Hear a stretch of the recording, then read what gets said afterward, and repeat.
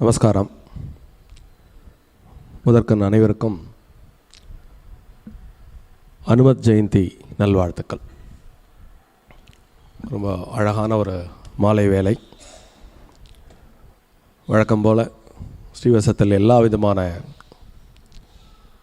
பக்திபூர்வமான உற்சவங்களும் குறைவில்லாமல் கிரமமாக நடைபெற்று கொண்டிருக்கின்றன.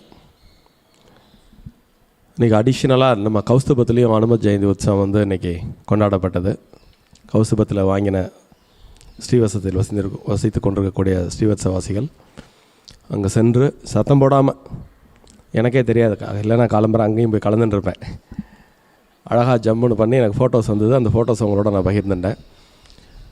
இங்கே வழக்கம் போல் காலையில் அபிஷேகம், அலங்காரம், அர்ச்சனை அப்படின்ட்டு இப்போ சாயங்காலம் இன்றைக்கி ஒரு ராஜா பட்டாச்சாரியருடைய கைவண்ணத்தை உங்களுக்கு எத்தனை தூரம் பல முறை இந்த வளாகத்தில் நாம் வியந்திருக்கிறோம். இன்றைக்கும் அது மாதிரி அவருடைய பக்திபூர்வமான அந்த செந்தூரத்தினால் அலங்கரித்த இந்த அனுமாரை நாம் தரிசித்து கொண்டிருக்கிறோம். இப்போ தான் ஜம்முன்னு சுட சுட சகஸ்ரநாம அர்ச்சனை பண்ணி முடிச்சிருக்கோம்.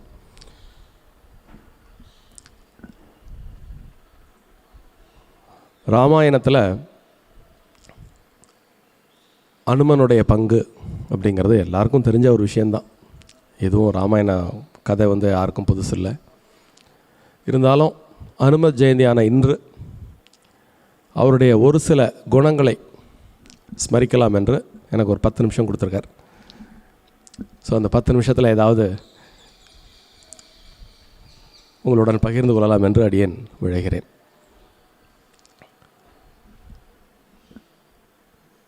சீதைக்கும் ராமருக்கும்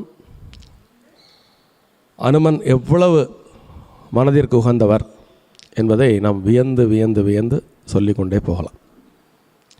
இருந்தாலும் ராமாயணத்தில் வாழ்வியலுக்கான பல விஷயங்களை ராமாயணத்தினுடைய முக்கியமான கதாபாத்திரங்கள் அவர்களுடைய வாழ்ந்து காட்டிய விதத்தில் மனித குலத்திற்கு சொல்லியுள்ளனர். அதில் அனுமனுடைய பங்கு அப்படிங்கிறத ஒரு சின்னதாக ஒரே ஒரு எபிசோடு மட்டும் இந்த அருமையான ஒரு பக்திபூர்வமான தருணத்தில் பகிர்ந்து கொள்ளலாம் என்று இருக்கிறேன். இன்றைய வாழ்வியலில்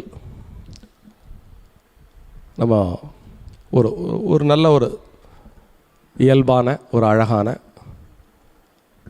ஒரு வாழ்வியலுக்கு, ஒரு வெற்றிகரமான வாழ்வியலுக்கு தேவைப்படக்கூடிய அடிப்படை பண்புகளில் ஒன்று தொடர்பு கொள்ளும் திறன்.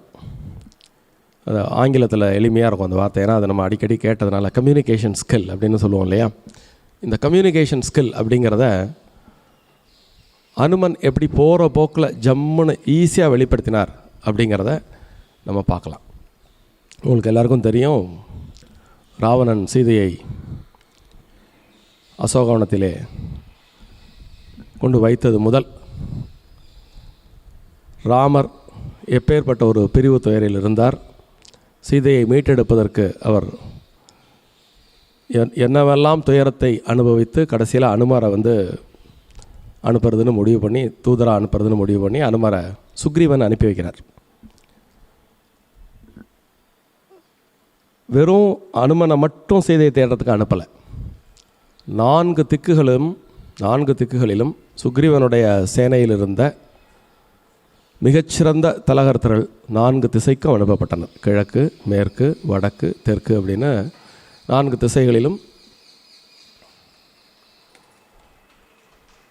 சுக்ரீவனால் சீதையை கண்டுபிடிப்பதற்கு நிறைய தலகர்த்தர்கள் அனுப்பப்பட்டனர். அதற்கு தெற்கு திசைக்கு சென்றது அனுமன். அனுமன் போனது, அசோகவனத்தில் சீதையை கண்டது. அதன் பிறகு சீதையுடன் அவர் உரையாடியது. அப்பொழுது சீதை அவரிடம், ராமனே இந்த ராவணனை வதம் செய்து என்னை அழைத்து போகிறது தான் முறை அப்படின்னு சொன்ன பிறகு சீதையை பார்த்ததே அவருக்கு ஒரு பெரிய வெற்றி. சீதை இந்த இடத்துல இருந்தாச்சுன்னு கண்டுபிடிச்சதே அவருக்கு ஒரு பெரிய வெற்றி. இருந்தாலும் இப்போ நம்ம ஆஞ்சநேயரோட பேர் என்ன இங்கே? காரியசித்தி ஆஞ்சநேயர். அனுமன் அப்படின்னு நம்ம நினச்ச உடனே நமக்கு வர வேண்டிய ஒரு பதம் காரியசித்தி அப்படின்னு. இப்போ சீதையை பார்த்தாச்சு, இருந்தாலும் ராமனுடைய மகாத்மியத்தை ராவணனிடம் கொண்டு செல்லுதல். ஒரு நல்ல புத்திசாலியான ஒரு வீரன், ஒரு தளபதி அல்லது ஒரு லீடர், அவனுக்கு தேவையான அடிப்படை பண்பு என்னென்னா அனாவசியமான சண்டை சச்சரவுகளை தவிர்த்தல். இப்போ அங்கே இஷ்யூ என்ன? சீதையை கொண்டு வந்து ராவணன் வந்து சிறை வச்சிருக்கிறதா இஷ்யூ. ராவணன் சீதையை விட்டுவிட்டால் சண்டை என்பது தவிர்க்கப்படும். வந்தாச்சு, பார்த்தாச்சு, அவருடைய வேலை அதோடு முடிஞ்சு போச்சு. நேராக போய் இங்கே சீதை இந்த இடத்துல இருக்கான்னு சொன்னாலே போகிறோம். அதுதான் அவருக்கு கொடுக்கப்பட்ட வேலை. ஆனாலும் அவருடைய அந்த உயர்ந்த பண்புகளால் முடிஞ்ச வரைக்கும் சேதத்தை தவிர்க்க வேண்டும். இப்போ சேதத்தை தவிர்க்கணுன்னா என்ன பண்ணணும் அப்படின்னா, ராவணனை மீட் பண்ணி செய்திகளை சொல்லுதல். ஒரு சாதாரண ஒரு வானர வீரனை ஒரு ராஜாங்கத்துக்குள்ளே விட்டுருவாளா? அதனால் அவர் என்ன பண்ணுறார்? கவன ஈர்ப்பு தீர்மானம்.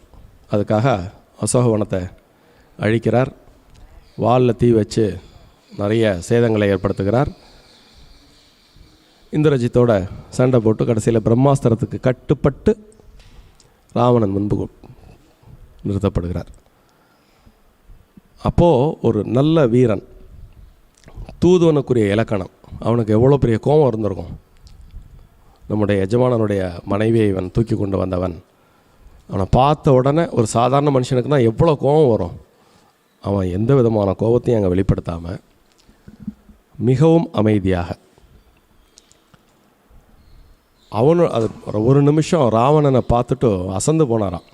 எப்பேற்பட்ட தேஜஸ்வியாக இருக்கான், எப்பேற்பட்ட ஒரு பக்திமான். ராவணனுடைய வம்சாவனுடைய பெருமைகள் எல்லாம் அந்த இடத்துல சொல்லி அவனுக்கு ஒரு முகமன் கூறுகிறான். இப்போ புலஸ்திய மகர்ஷியோட வம்சத்தில் வந்தவன். அந்த பேச்சு வன்மை, கம்யூனிகேஷன். நீ எப்பேற்பட்ட வம்சத்தில் வந்த ஒரு ஆள், நீ வந்து இது போன்ற காரியங்களை செய்யலாமா அப்படின்னு முதல்ல அவனுக்கு வந்து அவனுடைய நற்பண்புகளையும் உயர்ந்த பாரம்பரியத்தையும் நினைவுபடுத்துகிறார். அதுக்கு பிறகு நான் யார், என்னை யார் அனுப்பினா? எல்லோரும் நினச்சிப்பீங்க நான் தூதுவனாக வந்திருக்கிறதுனால தேவர்கள் அனுப்பி நான் வந்திருக்கேன் அப்படின்னு. சுக்ரீவன் தான் என்னை இங்கே அனுப்பிச்சிருக்கார். நான் எஜமானனா வரிச்சின்றவர், ராமபிரானை பார்த்த பிறகு நான் ராமதாசனாக ஆயிட்டேன். ஆனால் எனக்கு வேலை கொடுத்து அனுப்பினது சுக்ரீவன் தான் அப்படின்னு இன்னார்கிட்டேருந்து இதற்காக வந்திருக்கிறேன் அப்படிங்கிறத தெளிவாக சொல்கிறார். சுக்ரீவன் யார் அப்படிங்கிறத ரொம்ப அழகான பதங்களில் அவர் வெளிப்படுத்துகிறார். ராமர் வந்து அயோத்தியிலேருந்து வந்த கதையெல்லாம் சொல்லிவிட்டு வாலிக்கும் சுக்ரீவனுக்குமான பிரச்சனையை சொல்லி, சுக்ரீவன் போய் ராமனிடம் தஞ்சம் புகுந்தவுடன் ஒரே அம்பால் வாழியை வீழ்த்திய மாவீரன் அப்படிங்கிறத ராவண சபையில் அவர் பதிவு பண்ணுறார். சொல்லிவிட்டு வாலியனுடைய பிரதாபங்களை உங்களுக்கு நான் சொல்லி நீங்கள் தெரிந்து கொள்ள வேண்டிய இடத்தில் இல்லை. அதுக்கு ஒரு பூர்வ கதை இருக்குது, அதுக்குள்ளே போகிறதுக்கு நமக்கு இப்போ நேர அவகாசம் போகிறார். ஸோ அந்த சின்ன சின்ன கம்யூனிகேஷனில் நான் எதுக்கு வந்திருக்கேன், யார் சார்பாக வந்திருக்கேன், அவருடைய வீரம் எத்தகையது, அவர் எந்த மாதிரியான காரியங்களில் தன்னை ஈடுபடுத்திக் கொள்பவர், தர்ம காரியங்கள் அன்றி வேறு ஒரு இடத்தில் ஒரு க்ஷணப்பொழுதையும் செலவு பண்ணாதவர் ராமர் அப்படின்னு வரிசையாக 1 2 3 ஒன்றுனா அவன் பதிவு பண்ணுறான். எது அறம் அப்படிங்கிறத பற்றி அந்த சபையில் பேசுகிறான். இப்போ நம்ம எல்லாரும் ராமாயணத்தில் ஒரு பெரும் பகுதியை, நிறைய பிரவச்சன கர்த்தாக்கள் வந்து ராமாயணத்தில் ஒரு பகுதியை பிரத்யேகமாக எடுத்து பேசுகிறத நீங்கள் பார்த்துருப்பீங்க. அதில் தலையாய ஒன்று விபீஷண சரணாகதி. அந்த விபீஷண சரணாகதிக்கு அடிப்படை அனுமன் அந்த சபையிலே ராவணனிடம் பேசிய பேச்சுக்கள். அனுமனுக்கு ரொம்ப நல்லா தெரியும், ராவணன் எது சொன்னாலும் கேட்க மாட்டான் அப்படின்னு ரொம்ப நல்லா அவருக்கு தெரியும். தெரிந்திருந்தும் இப்படி ரொம்ப அழகாக வினயத்தோடு அவர் அங்கே பேசுனதுக்கு காரணம் என்ன அப்படின்னா, அந்த அவையில் உள்ள எல்லாருக்கும் எது தர்மம் அப்படிங்கிறத எடுத்து சொல்கிறதுக்கான ஒரு வாய்ப்பாக அமைந்ததை நன்கு பயன்படுத்தி கொண்டார். அந்த க்ஷணம்தான் விபீஷணன் வந்து ராமர் யார் அப்படிங்கிறத கண்டு கொண்டார், அனுமன் யார் அப்படிங்கிறத கண்டு கொண்டார். அப்பயே அவர் முடிவு பண்ணார். முதல் முறையாக இவர் போட்ட அந்த தீபம் லங்கை நகரத்தை மட்டும் எரிக்கலை, அங்கிருந்த அரக்கர்களின் மனதில் ராவணனை தவிர ஒரு சிலரை தவிர மீதமுள்ள பெரும் சபையோருக்கு எது நியாயம் அப்படிங்கிற ஒரு விஷயத்தை விதைத்த ஒரு இடம். அங்கிருந்து தான் ராமாயணத்தினுடைய கதையின் போக்கு வேறு வடிவம் பெறுகிறது. இப்போ அப்படியே இங்கே கிஷ்கிந்தைக்கு வந்தால் ரொம்ப ராமரும் லக்ஷ்மணரும் சுக்ரீவனும் கவலை தோய்ந்த முகத்தோடு உட்காந்துருக்கான். மேற்கே சென்றவர்கள், கிழக்கே சென்றவர்கள், வடக்கே சென்றவர்கள் எல்லாருமே மிகப்பெரிய பிரயத்தனங்களுக்கு பிறகு மிகப்பெரிய அசுரர்களெல்லாம் கொன்ற கதையெல்லாம் ஒன்று கூறி என்னென்னமோ பண்ணி பார்த்துட்டோம், எங்களால் சீதையை கண்டுபிடிக்க முடியலன்னு தன்னுடைய தோல்வியை ஒப்புக்கொண்டிருந்த நேரம் எல்லாருக்கும் ஒரு கவலை. இன்னும் தெற்கு பக்கத்தில் இருந்து மட்டும்தான் செய்தி வரலை அப்படின்னு ஒரு கவலையோடு உட்காந்துருந்த நேரம் சுக்ரீவனுடைய தலகர்த்தர்களில் பார்த்திங்கன்னா ரொம்ப திறமசாலிகளாக நிறைய பேர் உண்டு.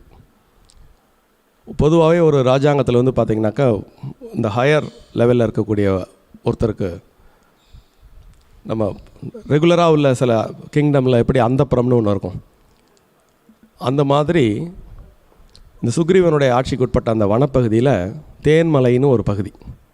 அங்கே only the royal king and generals அவங்கெல்லாம் ஒரு வெற்றியை கொண்டாடக்கூடிய ஒரு இடமா அந்த இடத்த வச்சுட்டுருப்பா. அப்போது இவள் 3 பேரும் உட்காந்துருக்கிற நேரத்தில் சுக்ரீவனுடைய ஒரு சில படைத்தளபதிகள் அங்கேருந்து நம்முடைய தேன்மலை இப்போ திடீர்னு ஒரு பெரிய அழிவுக்கு உட்பட்ட மாதிரி யானை பூந்த சோளக்காடு மாதிரி மாறிப்போச்சு அப்படின்னு ஒரு செய்தி சொல்கிறான்.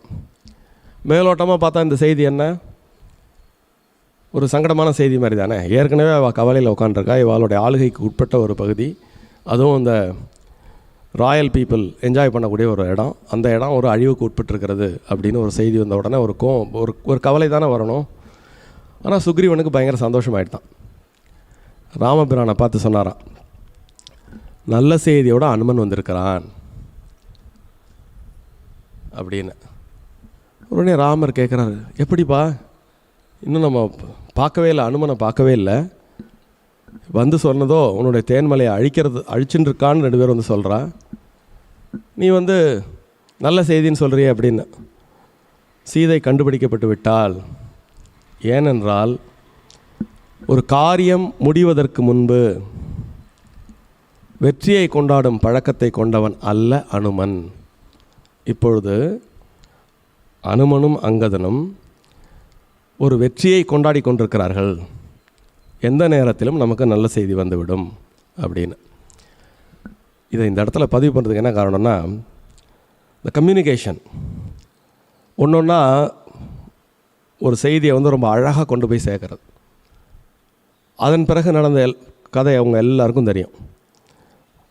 அனுமன் வந்த உடனே கம்பனின் கூற்றுப்படி கண்டேன் கண்களால் சீதையை அப்படின்னு. இது மாதிரி இந்த ஒரு அரிய நன்னாளில் அனுமனுடைய குணங்களை நாம் ஸ்மரித்தாலே போகிறோம்.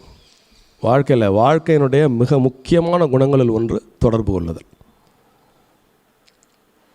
எப்படி பேசுறது, எங்கே பேசுறது, எவ்வளோ பேசுறது, இதெல்லாம் கற்றுக்கணும் அப்படின்னா ராமாயணத்தில் அனுமனுடைய பார்ட்டை ரொம்ப ஊர்ந்து கவனித்தாலே போகிறோம்.